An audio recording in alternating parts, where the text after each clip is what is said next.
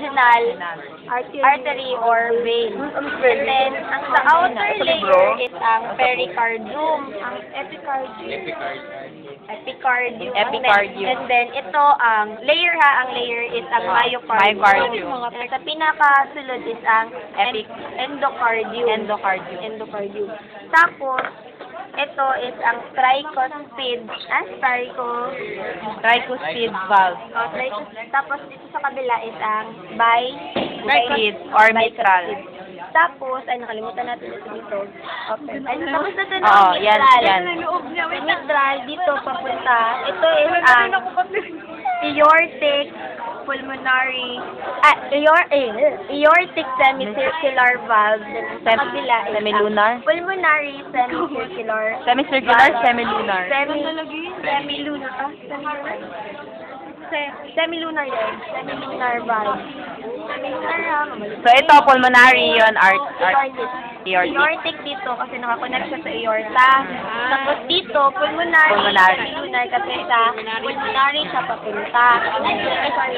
Ito ang left ventricle and ang right ventricle. Sa likod ha, left atrium then right atrium. Left ventricle, right ventricle.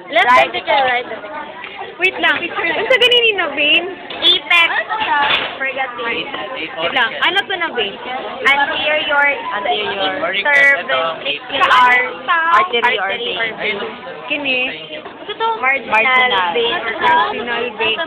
Kini. Anterior interventricular. Circumflex. Kani. Unsay? Vein or artery. Sa left left na lateral is ang circumflex. At sa right na lateral, marginal.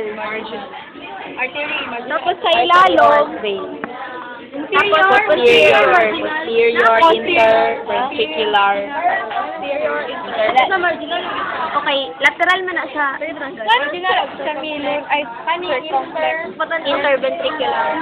Tapos ito is hindi, ano to siya na part sa heart. Ang layer nito is myocardium, pero ang part is ang interventricular septum. Tapos meron pang superior vena cava, tapos sa ilalim ang yan ang superior. Superior Tapos ang superior vena cava, yan. Papunta dun sa May pangalan pa Superior, ito? the superior. Ito, pangalan ito. Coronal yan siya, right coronal vein or artery. Isa lang yan. Sa loob na epicardium, tapos myocardium, tapos endocardium. Asa endo? Ito Sa kuan daw. Sa kanini card?